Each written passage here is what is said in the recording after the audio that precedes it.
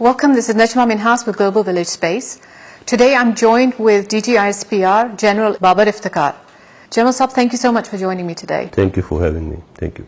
If you don't mind, I'll just take this off. I'd like to start off by saying you and the Foreign Minister did an excellent job in presenting a detailed dossier with solid facts on Indian sponsorship of terrorism in Pakistan. What has the response been so far from the international community?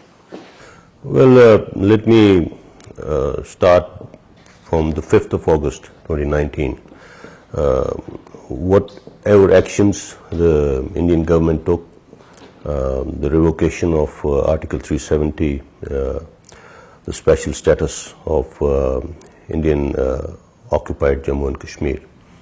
Ever since then, India has received a lot of negative press, and the issue has been very well supported by the Pakistan government, the way it has been taken up on different international forums. This was an ongoing thing. They were already receiving a lot of flack on this thing. But when this dossier came out, this was frankly a vindication of what Pakistan had been saying for so long. It gave all the proofs, evidence of Indian government, India as a state sponsoring terrorism inside Pakistan. And it has been taken very seriously by the international community. The world has taken note of it. The world is talking about it. And despite India's best efforts, there's been a lot of objective analysis of what's being said, and I think the objectivity of the debate around this dossier, the contents of this dossier at the international level, is a major plus, and we are going to take it forward from here. What are your next steps? Well, after the presentation of the dossier, the Foreign Office presented it to the P5. It has been presented to the United Nations Secretary General. And then now you've seen the latest statement from the OIC forum. The Foreign Minister attended that, and it's been a very, very strongly worded statement by the OIC about what's happening in Indian occupied Jammu and Kashmir. So here on, we are going to take it to every possible forum, and a lot of effort is being put into this, and it's not just a one-off thing. There has been a series of actions that has been taken after that. So one of the things I found most shocking in this dossier was the anti-CPEC cell, which is directly reporting to the Prime Minister Narendra Modi. Yes. It was given an initial outlay, according to the report, of $500 million, and has raised over 700 militiamen to disrupt the CPEC corridor. Now, what is the nature of the threat that you're facing here, and how will you ensure the security of the corridor? Well, Indians see CPEC as a game changer for the region, and it is a game changer for the region. It's offering connectivity to the whole region, and with that, Pakistan becomes a connectivity hub for this whole region. And I think this is a game changer in the sense that this project has the ability, the potential to bring prosperity to this whole region by connecting everyone. It's not just a north-south thing. So and for Pakistan, it's basically an economic project, and that's what the project's name also says: China-Pakistan Economic Corridor. So the kind of threat that it is facing from the Indians is obviously they've started with the security threats that we are facing. There is a lot of terrorist activity going on around it, and they've also started bringing in some very strange arguments about where it starts from and where it ends, and how Indians are not very comfortable with the project passing through certain territories in Pakistan. So the security threat around the project and different stages of the project, it has actually been increasing with the passage of time. Somewhere Indians decided that there is a timeline beyond which this project becomes irreversible.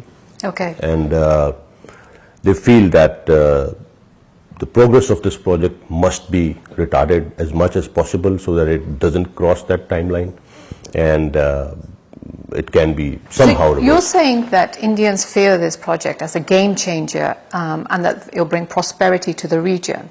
So that I can clearly understand this. Are you saying that Indians are against the prosperity of the region? Is that why they're destroying CPEC? Because if they're not willing to let this project progress, then that's what they're trying to do over here. The dossier also mentions that there are terrorist camps in Afghanistan.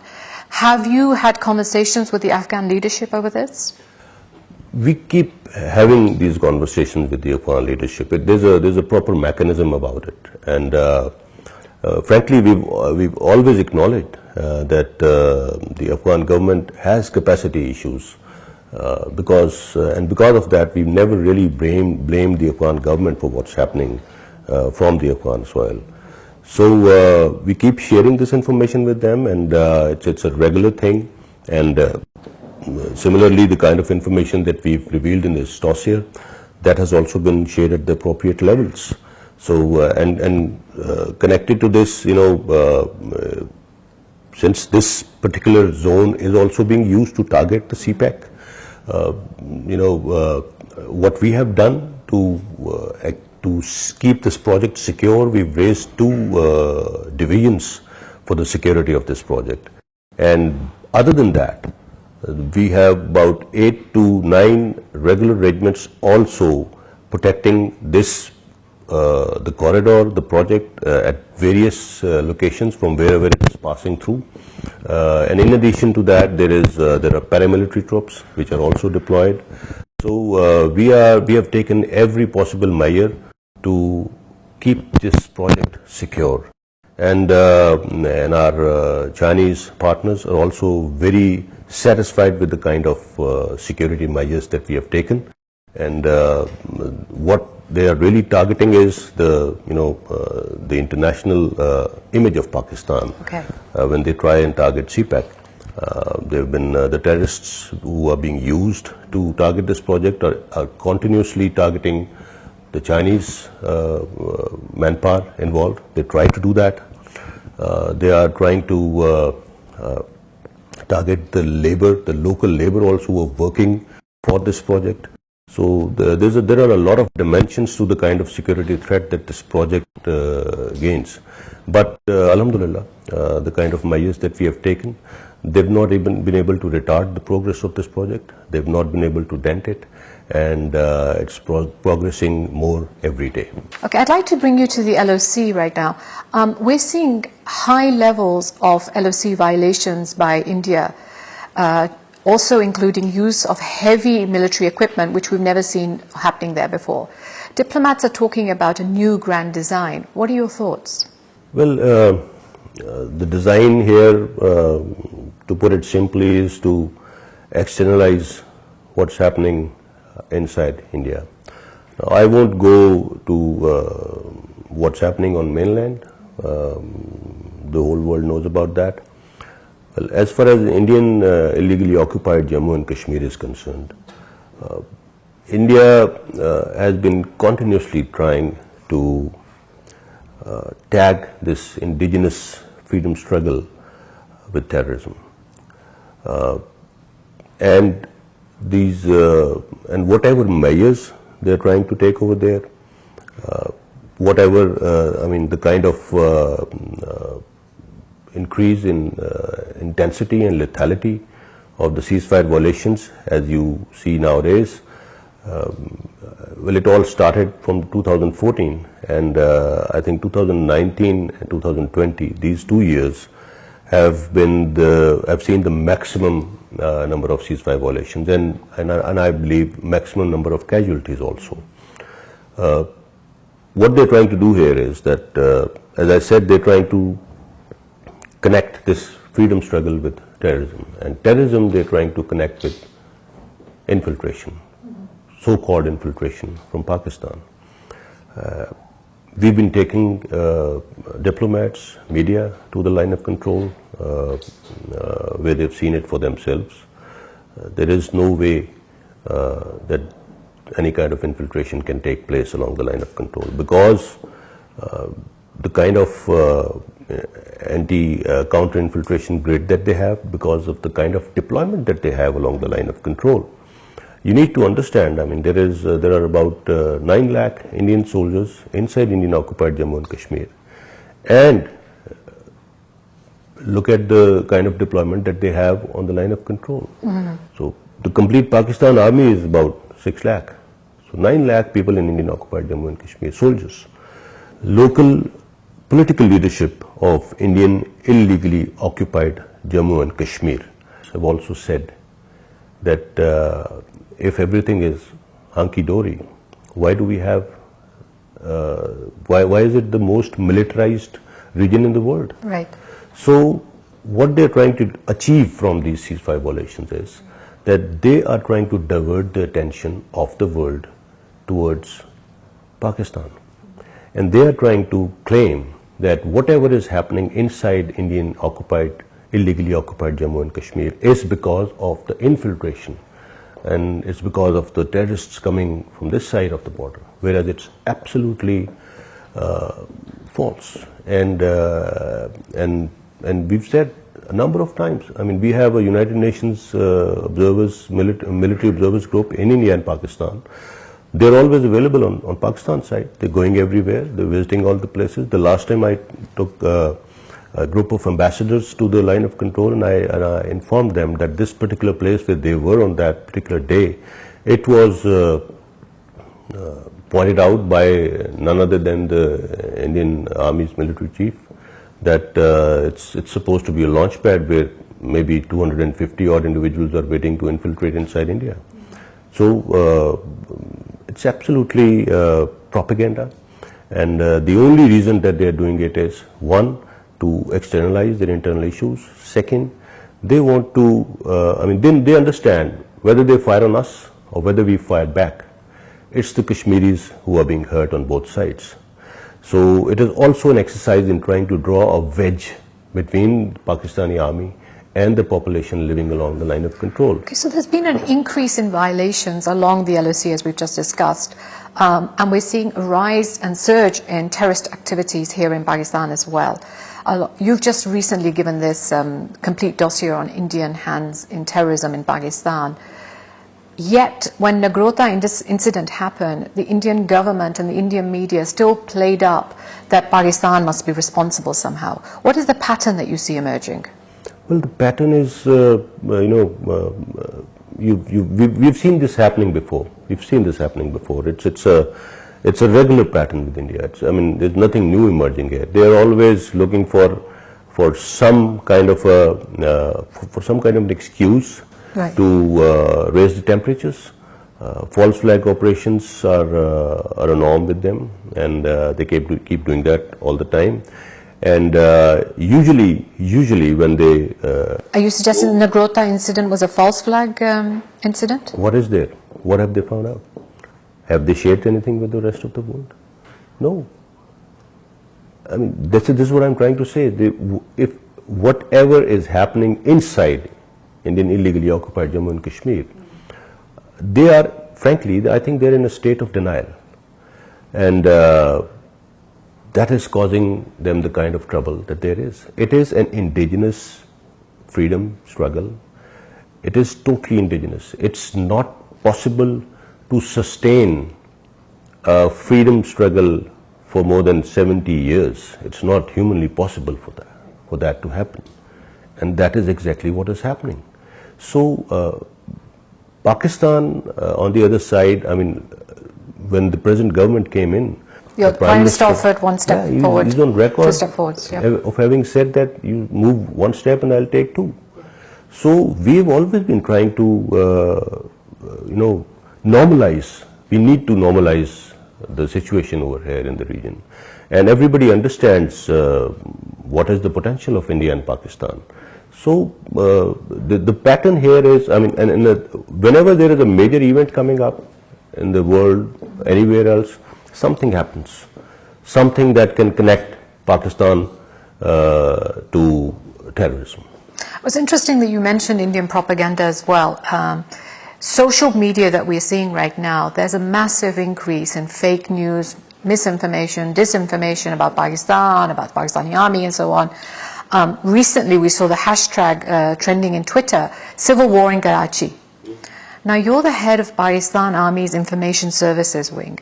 How do you intend to counter this? Can you do anything to counter this? Well, it's a major challenge, especially what's happening on the social media.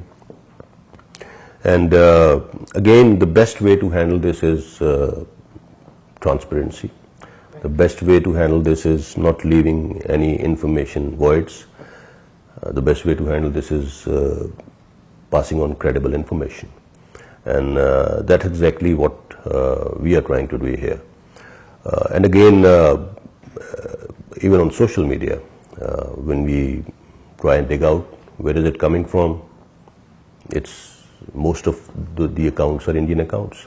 Only recently they've been, I think they've unearthed a major effort by the Indians in the form of EU Disinformation Lab, and the way they've been trying to prop up different issues across the world. So unfortunately, it's a major onslaught, and it's a major part of the 5th generation warfare. In case of Pakistan, I think Pakistan is being subjected to this 5th generation warfare and hybrid applications in a massive way, and we are aware of that. Can you give any incidences? Can you share anything? About on the 5th generation, some instances maybe that you've identified. Look at this, when we talk of 5th generation warfare, my understanding is that you use all elements of national power within a particular state to concentrate on maybe 2 or 3 major spheres. In our case, probably it's our economy is being targeted, and the other part is the information domain. An information domain, pick out one little incident which has anything to do with Pakistan and specifically to do with Pakistan Army, and look how it gets viral. There have been several hashtags in the last 6 months that were even reported, very trivial news, which were even reported by international news organizations.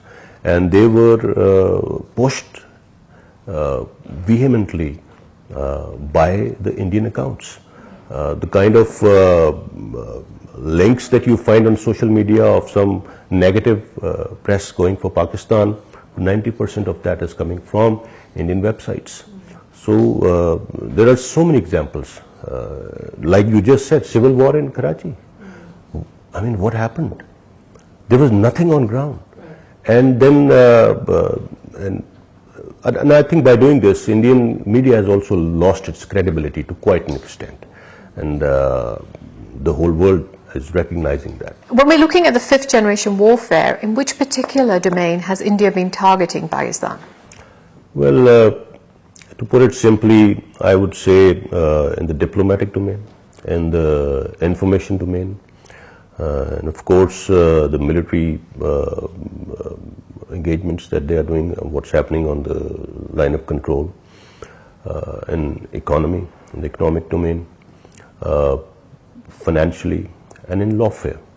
So these are different domains that they are targeting Pakistan in.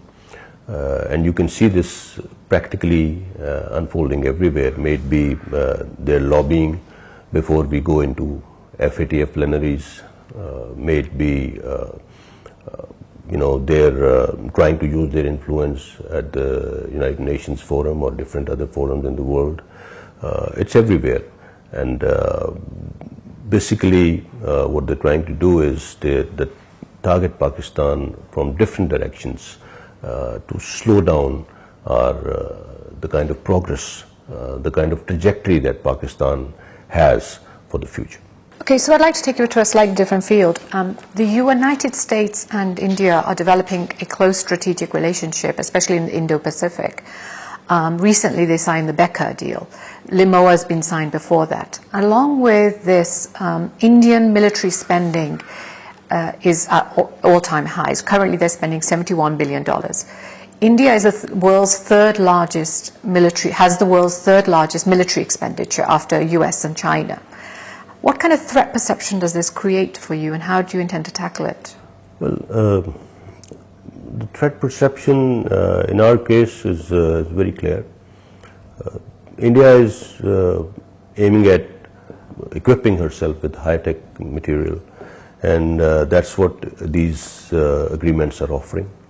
Whether it's weapon systems, whether it's classified information. So I believe